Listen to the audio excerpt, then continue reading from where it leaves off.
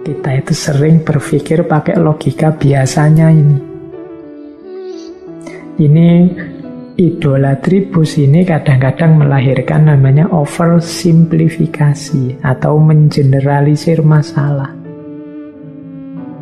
Jadi akhirnya kita tidak dalam. Sesuatu yang harusnya mungkin punya makna lebih dalam, harus diobservasi lebih serius, harus diteliti lebih jeli, akhirnya tidak tergali. Kesimpulan kita dangkal. Kita pokoknya biasanya begitulah. Nah, ini namanya idolatribus. Ini kadang-kadang disebut ini yang sering menjangkiti manusia biasa atau awam, yang bahasa Latinnya tribus, tribe. Jadi kita seperti manusia gua. Manusia gua itu manusia yang ngertinya apa yang ada di dalam gua.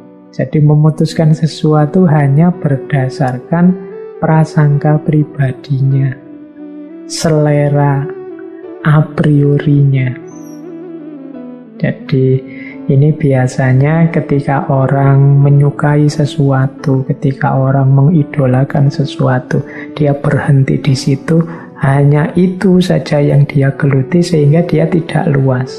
Akhirnya membaca apapun, menyikapi apapun, ya pakai perspektif itu.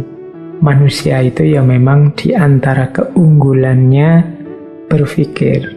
Tapi berpikir itu juga punya banyak sekali kelemahan-kelemahan internal. Jadi itulah yang membuat nalar seseorang terbatasi saat dia ingin menemukan kebenaran.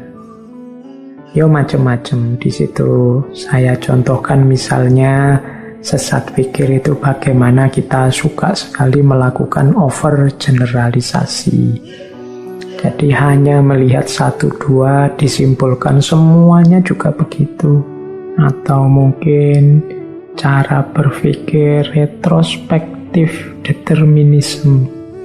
Retrospektif determinism itu ya menganggap yang terjadi itu ya memang sudah takdirnya, tidak mungkin diubah, sudah ketentuan sejarahnya memang harus begitu. Nah, itu retrospektif determinism. Jadi mari kita memberantas kemiskinan. Ngapain kita memberantas kemiskinan? Kemiskinan itu takdir kok. Kalau sudah ditakdirkan ya bagaimana kita harus berjuang melawan takdir. Takdir itu kan dari yang maha kuasa. Masa kita harus melawan yang maha kuasa? Ini cara berpikir seperti ini namanya retrospektif determinism. Kalau didengarkan sekilas itu rasanya benar. Tapi kalau direnungi secara lebih reflektif, kontemplatif, nanti kelihatan titik-titik lemahnya. Atau post hoc ergo propter hoc. Ini karena datang setelah itu berarti disebabkan oleh itu. Nah, memang hidup ini memang banyak sebab akibat, tapi tidak semuanya sebab akibat. Kok saya minum air putih kemudian kok terus tidur, itu kan bukan berarti saya bisa tidur karena air putih, karena mungkin peristiwanya saja kebetulan beriringan. Kita itu kadang-kadang kalau lihat satu peristiwa saling bersusulan itu menganggapnya bahwa itu sebab akibat. Itu post hoc ergo propter hoc. Ini juga akal sering ketipu oleh post hoc ergo propter hoc ini yang termasuk bagian dari keterbatasan berpikir kalau kita tidak mendalam. Ada juga yang berpikir ad hominem, enak-enak diajak diskusi terus yang diserang orangnya karena kepepet. Dasar kamu orang sesat misalnya, itu ad hominem, yang diserang orangnya. Kamu anak kemarin sore aja. Nah, itu yang diserang orangnya. Jadi bukan gagasannya.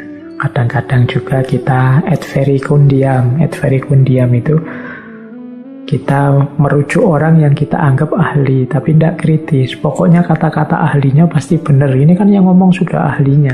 Nah, itu kesesatan ad verecundiam. Ada kalanya ad baculum. Ad baculum itu ancaman. Kalau kamu tidak mau ikut, kalau kamu tidak mau percaya, rasakan sendiri nanti akibatnya. Hukuman Tuhan akan sampai padamu. Nah, ini sebenarnya tidak berargumen, ya mengancam saja. Tidak ada logika di situ yang digunakan, meskipun seolah-olah itu logis. Tunggu saja nanti hukuman Allah akan datang padamu tidak lama lagi. Ini bisa jadi et baculum, jadi berargumen dengan ancaman. Atau kebalikannya, et misericordiam. Misericordiam itu meminta belas kasihan. Mbok, saya diluluskan saja Pak, saya itu sudah semester akhir ini Pak, teman-teman sudah lulus semua, saya ingin segera pulang Pak, segera kawin. Jadi et misericordiam.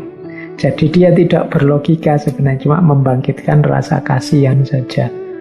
Ada pula yang et populum. Et populum itu menganggap bahwa kalau orang lain begitu baik dan benar, berarti aku juga begitu baik dan benar. Ikut kebanyakan orang, et populum. Atau et novitam, yang baru pasti baik. Ini kreatif loh, ini baru loh. Atau et antiquitam, yang lama pasti lebih baik. Oh ini dari para pujangga zaman dulu loh, ini dari nenek moyang kita loh. Ini sebenarnya tidak berargumen, tapi itu termasuk bagian dari logical fallacy dan lain sebagainya. Ini teman-teman pastinya sudah bisalah mencari banyak referensi tentang ini. Cuma ini sebenarnya untuk ilustrasi bahwa nalar kita itu mudah sekali sesat ke dalam logical fallacy ini yang seringkali membatasi operasi rasional kita untuk menemukan kebenaran. Jadi ini yang sering disebut sebagai logical fallacy. Jadi, kalau tadi kan sesat dalam prosesnya, logical fallacy. Cognitive bias ini mungkin mudahnya kita artikan penyimpangan berpikir, tapi kita tidak sadari. Kita berpikir itu kan untuk menemukan kebenaran. Tapi kadang-kadang kita, ini jalurnya sudah belok loh, tapi kita tidak sadar. Itu namanya bias. Yang pertama adalah kecenderungan informasi yang terbatas yang kita tidak sadar. Mengapa? Ini ada hubungannya dengan psikologi. Jadi kita tidak sadar ternyata nalar kita itu sudah melenceng. Mengapa informasi bisa terbatas? Karena kita itu sering hanya memperhatikan hal-hal yang kita sukai saja. Ya sama kan seperti kalau teman-teman buka HP kemudian melakukan stalking, googling dan macam-macam itu, kan kita milih yang kita sukai saja. Atau mungkin paling tidak yang banyak diulang saja. Ini yang menyebabkan secara tidak sadar akhirnya informasi yang sampai pada kita itu ya yang itu-itu saja. Jadi tidak luas, seolah-olah kita itu lama sekali pegang HP, tapi sebenarnya ya yang kita dapat dan kita peroleh ya hanya itu-itu saja. Kita cari yang kita minati, kita cari yang aneh, lucu, menarik menurut kita. Kita cari yang baru dan menantang menurut kita. Jadi ini yang membuat informasi yang kita miliki terbatas.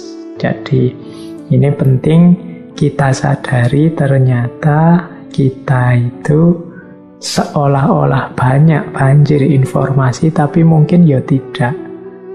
Karena yang kita buka ya itu-itu, yang kita gali secara serius ya itu-itu. Mungkin karena saya sukanya filsafat, ya yang dibuka situs-situs ya seputar filsafat dan sekitarnya. Sementara yang sukanya pendidikan mungkin lebih tertarik dengan isu-isu pendidikan, ya itu-itu saja. Nah, itu namanya termasuk cognitive bias. Membuat pikiran kita secara tidak sadar melenceng, padahal kita tahunya kita itu wawasannya luas, luar biasa. Karena yang kita perhatikan hanya yang kita minati saja, yang kita anggap unik, kita anggap menarik, dan lain sebagainya.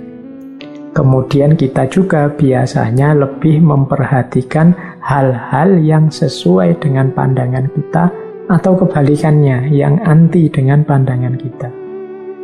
Sehingga biasanya misalnya ya coba teman-teman cermati ya tabiat kita ketika buka YouTube atau apa itu kan, yang kita minati itu terus ditawarkan lagi terus oleh Google, oleh YouTube. Itu yang disebut bubble filter itu.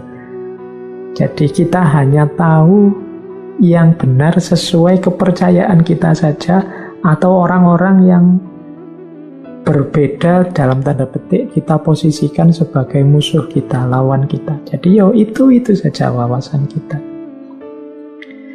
Baik, ini sumber kesesatan dalam tanda pikir ya, sehingga membatasi nalar kita. Akhirnya informasi yang masuk itu saja. Bagian dari cognitive bias juga sering kita lakukan adalah lack of meaning. Kurangnya makna. Ini kita lakukan biasanya seperti ini pola-polanya lack of meaning itu. Yang pertama, biasanya kita membuat cerita sendiri, meskipun dengan data yang terbatas. Jadi, manusia itu kan memang punya keterbatasan. Malam ini kita tahu banyak tentang batasnya nalar, termasuk informasi. Nah, kadang-kadang kita itu sebenarnya informasinya hanya sedikit, tapi kita reka sendiri, kita kembangkan sendiri, kita bikin pola-pola sendiri dengan informasi yang terbatas itu. Itu sebenarnya cognitive bias, bagian lack of meaning. Lihat teman jalan, satu laki-laki, satu perempuan misalnya, cuma jalan saja berdua, terus kita bikin cerita sendiri. Wah, itu sedang pacaran nih, paling nembaknya waktu kemarin pas ulang tahun, mungkin ini kan cerita rekaan kita sendiri. Data yang kita punya hanya melihat dia sedang jalan berdua, teman laki-laki dan teman perempuan. Tapi kita rangkai sendiri cerita versi kita. Itu seolah-olah kita itu benar, tapi sebenarnya kita sedang melakukan bias, mengalami bias dalam berpikir. Ini juga membatasi proses berpikir jernih kita. Karena ceritanya ternyata rangkaian kita sendiri. Atau yang kedua, mengasumsikan sifat-sifat dengan melakukan generalisasi atau stereotype. Ini cara berpikir seperti tadi ya, biasanya begitu kok. Orang kalau dari daerah sana itu gayanya memang begitu. Nah, itu stereotype. Jadi melakukan generalisasi yang tidak bertanggung jawab. Ngertinya cuma sedikit kok, kesimpulannya jadi banyak. Digeneralisasi. Dari satu orang digeneralisasi untuk semua orang. Selanjutnya, termasuk bagian cognitive bias dalam aspek lack of meaning ini yang merupakan batas nalar, itu adalah menganggap tahu apa yang dipikirkan orang lain. Kita ini sering sok tahu seperti ini.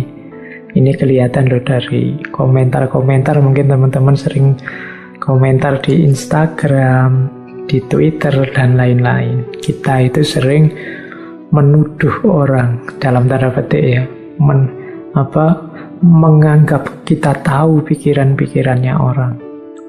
Jadi mungkin orang itu motifnya apa, tapi kemudian kita judge dia. Wah, kamu ingin pamer ya. Wah, kamu ingin dipuji ya. Wah, kamu melakukan ini karena ingin ini ya, ingin itu ya.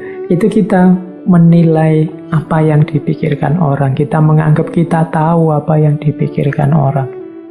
Padahal mungkin tidak begitu. Dan kita percaya kemudian dengan kesimpulan kita sendiri. Padahal itu kita hanya menebak-nebak saja.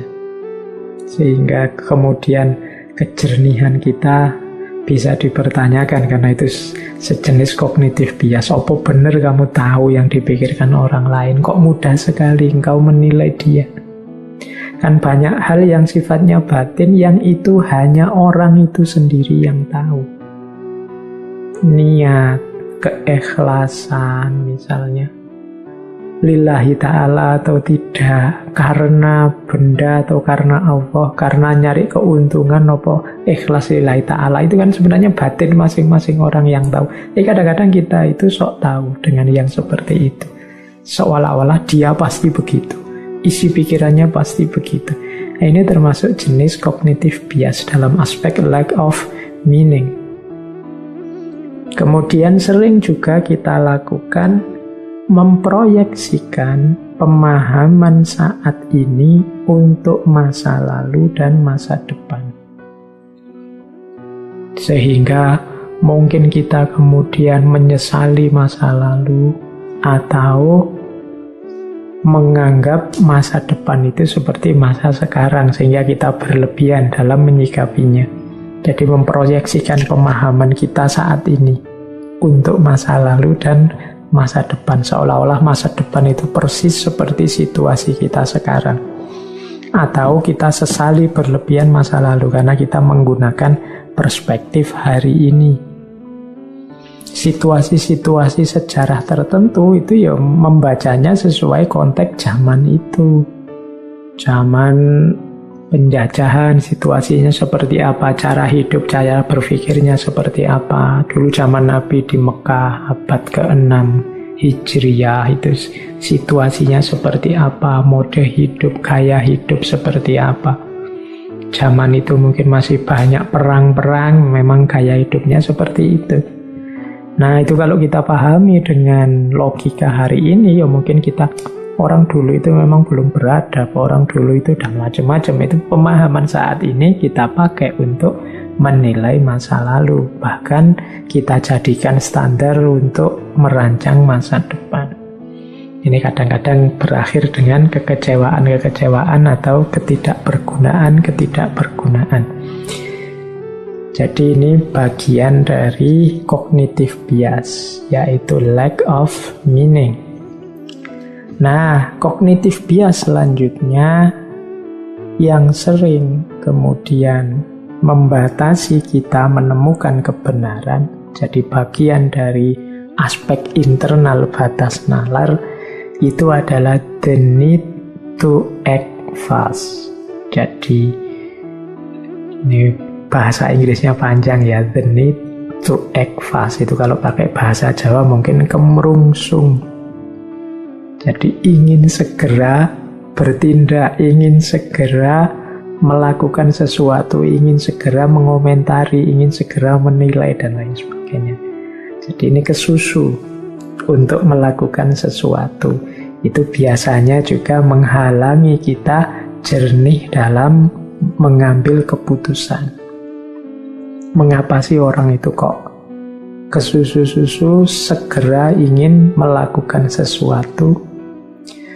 Ya secara umum ada beberapa alasan. Kalau di sini saya sebut 5. Yang pertama, biasanya orang yang segera ingin melakukan itu biasanya dia ingin meyakinkan diri dan menumbuhkan rasa percaya diri bahwa aku ini mampu dan aku itu penting.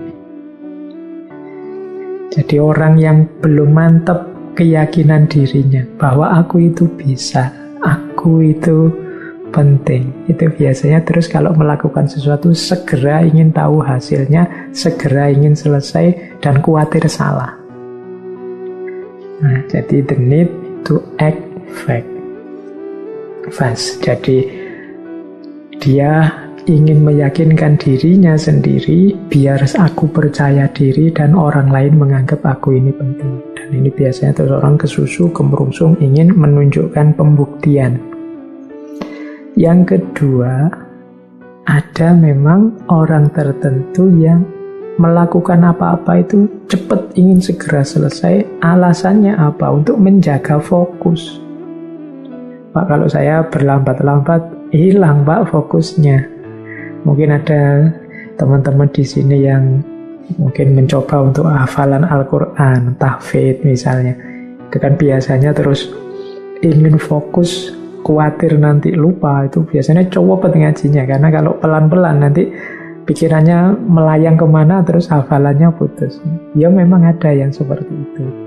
Jadi ingin menjaga fokus terus cepat. Ya resikonya memang kalau cepat itu, kalau salah tidak ketahuan, kelewatan. Dan itu act fast itu kadang-kadang ya kita tidak bisa mendeteksi titik-titik kelirunya di mana. Jadi segera ingin menyelesaikan, sehingga terus cara berpikirnya tidak jernih. Mungkin teman-teman dalam banyak hal juga sering begitu. Yang hafal surat-surat panjang itu begitu mau dibaca waktu jadi imam sholat itu kan tidak berani dibaca dengan indah pelan-pelan kalau kita tidak yakin benar sudah hafal. Biasanya terus dibaca-baca biar tidak putus, karena kalau dibaca pelan nanti putus, hafalannya kacau. Nah, itu yang kedua, the need, kebutuhan untuk melakukan sesuatu secara cepat. Ini sebenarnya bisa dicek dulu, kita pernah membahas Paul Virilio yang menjelaskan peradaban hari ini yang segala sesuatunya ingin lebih cepat. Yang ketiga, biasanya motifnya orang yang ingin lebih cepat itu karena dia membayangkan keuntungannya. Segera aku ingin selesai dan mendapat keuntungan. Nah, ini membuat orang ingin lebih cepat. Atau untuk menghindari kesalahan. Kemudian orang cepat-cepat untuk melakukan sesuatu biar tidak salah. Karena kalau pelan-pelan nanti salah. Ini sama seperti tadi penjelasannya. Jadi sesat pikir dalam bentuk cognitive bias itu ada kalanya muncul karena kita butuh untuk bertindak cepat. Kita tidak sabar untuk mengikuti prosesnya pelan-pelan. Akhirnya ya yang terjadi malah tidak jernih kita dalam menanggapi sesuatu. Dia membatasi kita untuk berpikir secara jernih. Nah, yang selanjutnya bagian dari cognitive bias juga adalah information worth remembering. Jadi kita memilih-milih sendiri informasi-informasi yang kita anggap penting. Padahal itu mungkin bagi orang lain tidak penting. Jadi kita milih sendiri, misalnya kita ketemu data sebanyak apa, ya kita pilih yang kita perlu saja, yang kita anggap penting. Sesuai dengan kebutuhan kita sejauh pengalaman yang kita miliki. Sehingga akhirnya ya kita tidak komprehensif. Jadi kita pilih-pilih informasi. Sehingga pada akhirnya ya sudah, kita tidak bisa menemukan kebenaran yang kita inginkan karena nalar kita terbatas informasinya. Mengapa kok informasi kita terbatas? Yang kita sendiri yang milih informasi yang menurut kita penting saja. Yang itu ternyata hanya menyesuaikan dengan kebutuhan dan pengalaman yang kita hadapi. Jadi teman-teman, ternyata ada banyak hal yang membuat nalar kita itu buntu atau tidak bisa lanjut menemukan yang benar secara jernih. Kalau kita runtut lagi dari awal tadi, ada berbagai aspek yang membuat nalar kita terbatasi. Yang pertama adalah posisi akal yang ternyata dia tidak nomor satu, tapi dia berposisi hanya sebagai sarana dan alat dari kepentingan-kepentingan variabel-variabel hidup yang lain seperti hasrat, ambisi, naluri, nurani, selera, dan lain sebagainya. Jadi dia dibatasi oleh orientasi hidup, emosi hidup, ambisi seseorang. Ini yang pertama. Jadi menunjukkan batas secara fungsional. Kemudian yang kedua, standar-standar. Ini yang kedua, ini sebenarnya yang paling sering terjadi. Bagaimana manusia membuat standar-standar sendiri yang membatasi nalar. Baik itu di level etik, sosial, susila, budaya, maupun politik. Ini saya tidak, seperti saya bilang tadi ya, ini tidak saya menyebut itu negatif atau tidak. Ya karena memang manusia itu secara sosial membutuhkan ideal-ideal yang ingin dia wujudkan, yang kadang-kadang ideal ini harus bisa dipenuhi dengan cara membatasi kebebasan berpikir yang seluas-luasnya. Ini harus dibaca situasional, meskipun ada juga situasi yang memang sepenuhnya membatasi kebebasan moral dengan standar-standar egois untuk kepentingan kelompok tertentu atau orang tertentu. Ini bisa luas kalau kita bahas. Kemudian batas nalar juga adalah kondisi biologis dan psikologis alamiah kita. Ada orang-orang tertentu yang luar biasa IQ, EQ, SQ-nya, ada yang biasa saja, bahkan ada yang bermasalah dan lain sebagainya. Itu juga menjadi blok, menjadi batas bagi kemampuan berpikir. Kemudian secara operatif, kemampuan berpikir kita juga dibatasi tadi ya, oleh keluasan informasi kita dan pengalaman kita. Jadi ya kalau tidak banyak data, yang tidak luas improvisasi kita. Terus agama juga membatasi dengan segala variasinya. Mungkin istilahnya pasnya wawasan-wawasan yang sifatnya metafisik, yang itu banyak ada pada agama. Karena nalar, reason itu sendiri, cara berpikirnya banyak bergantung pada data-data yang sifatnya empiris atau pengalaman. Nah, setelah itu batas-batas banyak kita temukan dalam aspek internal.